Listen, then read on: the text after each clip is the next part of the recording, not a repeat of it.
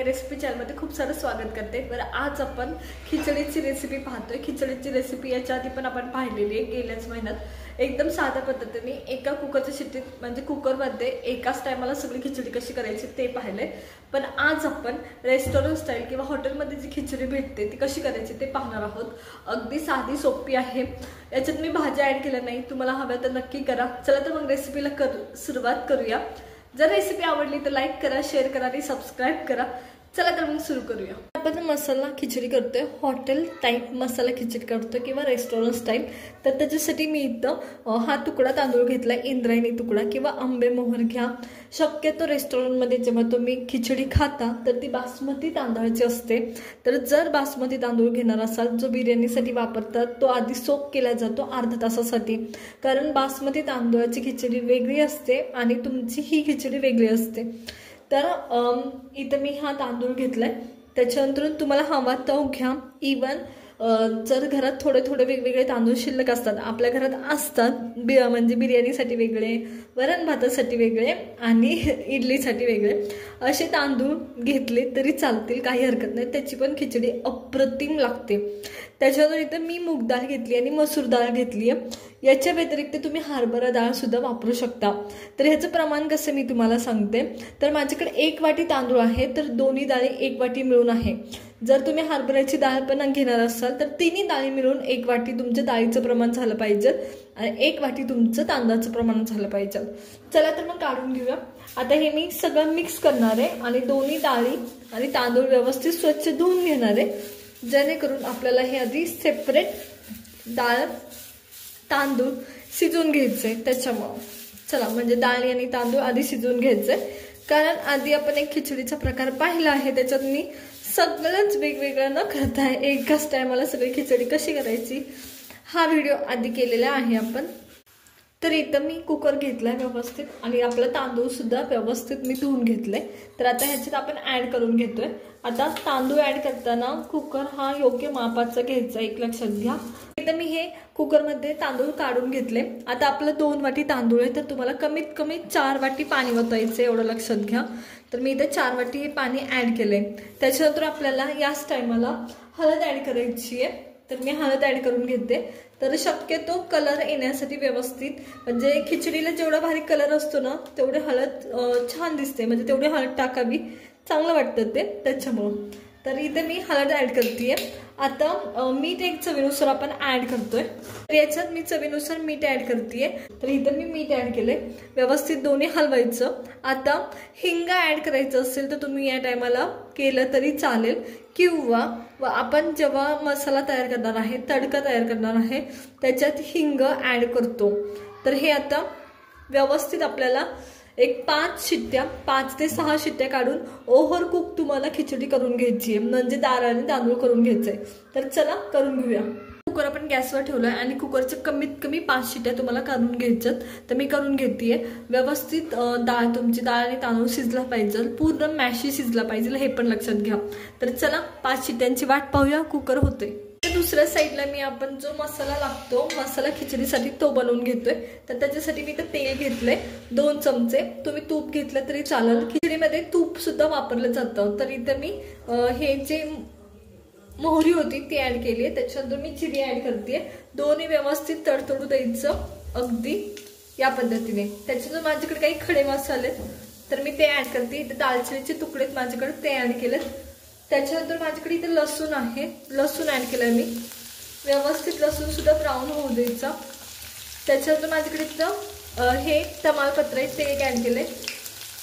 लसूण हवं असेल तर तुम्ही तडका टाकताना ऍड केलं तरी चालेल, किंवा तडका आणि ह्याच्यात दोन्हीत ऍड केलं तरी चालेल। आता लसूण पूर्ण ब्राऊन होऊ द्यायचा आधी, आणि त्याच्यानंतर आपण बाकीच्या गोष्टी ऍड करणार आहोत। लसूण आता ब्राऊन व्हायला सुरुवात झाली आहे, त्या टायमाला मी याच्यात कांदा ऍड करते। कांदा व्यवस्थित सोनेरी कलर होईपर्यंत परतून घ्यायचा। आता कढीपत्ता पण ऍड करायचा आपल्याला, पण मी थोडासा कांदा आधी परतून घेणार आहे आणि मग कढीपत्ता ऍड करणार आहे, किंवा याच टायमाला केला तरी चालेल। तर या पद्धतीने तर मी कढीपत्ता आता काय ऍड केलं सांगते। माझा कढीपत्ता ओला होता आणि ते सगळं गॅस खराब करतं, त्याच्यामुळे मी कढीपत्ता आत्ता ऍड केला। तो आधी व्यवस्थित परतून घेते मी थोड्याशा तेलात। तुम्ही कांद्याच्या आधी कढीपत्ता ऍड करायचा आहे। तर चला मी आधी हे दोन्ही व्यवस्थित परतून घेते। कांदा तुम्हाला पूर्ण सोनेरी होऊ द्यायचा एवढं लक्षात घ्या। तर मी कांदा पूर्ण सोनेरी होईपर्यंत भाजून घेते व्यवस्थित एकदम या पद्धतीने। इथे मी थोडंसं हिंग ऍड करते। जर तुम्ही तांदूळ आणि डाळ शिजताना हिंग ऍड केलं असेल तर टाकायची गरज नाही।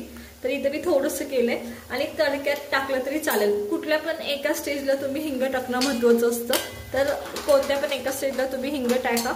त्याच्यावर माझ्याकडे हिरव्या मिरच्याची तुकडे आहेत इथं 4-5 ते टाकते। 1 हिरवी मिरची इनफ होते। हे सगळं परतून घ्यायचं एकदा व्यवस्थित। आणखी एकदा आता टोमॅटो ऍड करायचा आहे। कांदा बराचसा लाल झालाय माझा त्या टायमाला। तर मसाले आधी ऍड नाही करते आपण, टोमॅटो आधी ऍड करतोय। टोमॅटो पूर्ण मॅश होऊ द्यायचे आणि मग आपल्याला मसाले सगळे ऍड करून घ्यायचे। तर चला मी हे ऍड करून घेते टोमॅटो। तर मी हे टोमॅटो ऍड करून घेतलेत आणि टोमॅटो आपल्याला व्यवस्थित परतून घ्यायचे। एक मॅश होत झाले पाहिजे आणि मगच आपल्याला मसाले ऍड करायचे। टोमॅटो थोडीशी मॅश झाल्यावर या पद्धतीने हळद ऍड करतोय आपण। तर हळद मी एकदम थोडीशी ऍड करते कारण आपण म्हणजे अगदी या चमचेचं टोक आहे ते तेवढीच ऍड करते कारण आधी सुद्धा हळद ऍड केली आपण। त्याच्यातून मी मिरची पावडर ऍड करते। तर इथे 1 चमचा मिरची पावडर ऍड करते। मिरची पावडर तुमच्या चवीनुसार तुम्ही ऍड कमी जास्त करू शकता। आता तिखट किती हवंय त्यानुसार मिरची पावडर ऍड केली पाहिजे। तर मी इथे 1 चमचा केली आहे। त्याच्यानंतर मी इथं अर्धा चमचा गरम मसाला ऍड करते। तर माझ्याकडे इथे गरम मसाला आहे तो ऍड करते। हे सगळं तुम्हाला गॅस बंद करत करायचंय। आता तेल पुरेसं गरम असतं म्हणून, नाहीतर मसाले जळतात।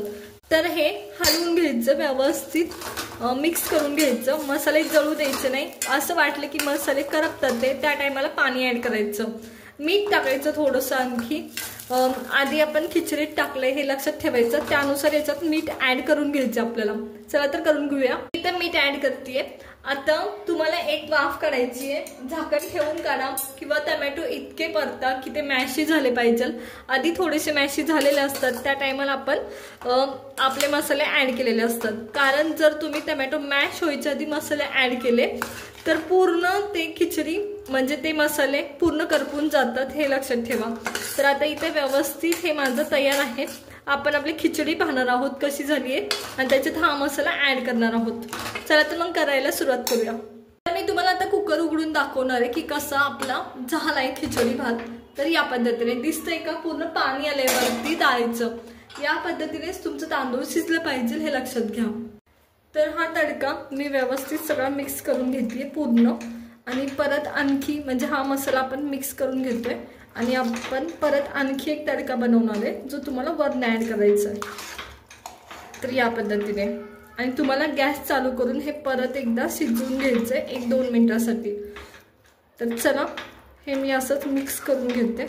आता आपण खिचडीत टाकण्यासाठी जो तडका लागतो तो तयार करतोय। तर त्याच्यासाठी मी इथं तूप घेतले। तुम्ही तेल सुद्धा घेऊ शकता पण तुपाचा तडका असणं खूप महत्त्वाचं असतं। तर इथं त्याच्यानंतर मी हिंग ऍड करते। हिंग व्यवस्थित तडतडलं म्हणजे फुललं की हिरव्या मिरची लाल मिरची ऍड करते तडक्याची लाल मिरची सुद्धा व्यवस्थित होऊ द्यायची।